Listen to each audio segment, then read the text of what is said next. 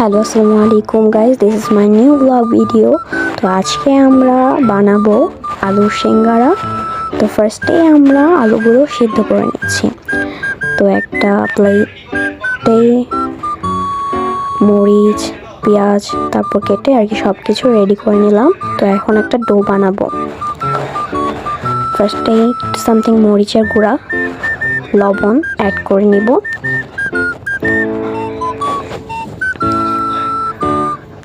তারপর তেল অ্যাড করব।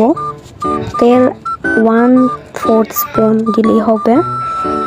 এরপর পানি অ্যাড করব, মেখে তারপর পানি অ্যাড করব। পানি অ্যাড করে ভালো মতো মাখিয়ে নেব ডোটাকে, যতক্ষণ না পর্যন্ত এক একটা মানে ডোটার কমপ্লিটসিটি না হচ্ছে ততক্ষণ না পর্যন্ত।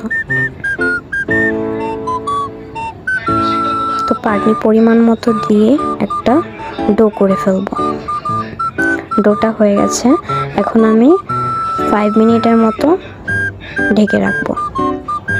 তারপর আলু ছিলে ফেলবো। আলু ছিলে আলুগুলোকে ম্যাশড করে নিব। ম্যাশড করা হয়ে গেলে একটা করে তেল ঢালবো। তেল ঢেলে ওটার ভিতর পেঁয়াজ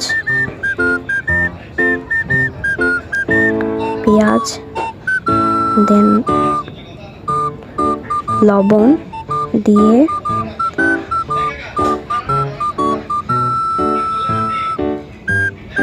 নাড়াচাড়া করব।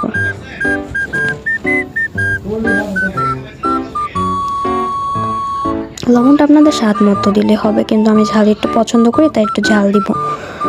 সো নাড়াচাড়া করে আলুটা ওই মশলার ভিতর মাখিয়ে তারপর আমি একটা ডোর মতো করে নিলাম, মানে আলু ভর্তা টাইপ করে নিলাম। তারপর আলুটাকে ছেড়ে দিব গরম তেলের মধ্যে। মানে যখন বাঙালিরা যখন আলু ভর্তা খায়, তো যখন আপনার আলু বাগার দেয়, মানে আলু ভর্তা তো অনেকেই বাগার দিয়ে খায়, সো আমি ওইরকমভাবে বাগার দিয়ে নিচ্ছি। তো এই হলো আমার ডো কমপ্লিট হয়ে গেছে। 4 ভাগে ভাগ করলাম, তারপর একটা মাছ বরাবর কেটে তারপর সাইড দিয়ে করলাম, সিঙ্গারার পুরের মতো করলাম। সিঙ্গারার পুর ভিতরে দিয়ে দেন ড্যাব ড্যাব করে ফিল করে তারপর কলি পিঠার মতো আর কি ভাজতে দেয়, বা আপনার মোমোর মতো যেমন ভাজ দেয় ওরকমভাবে আমরা সিল করে দিব ভালো মতো, যাতে তেলে দিলে ছেড়ে না আসে।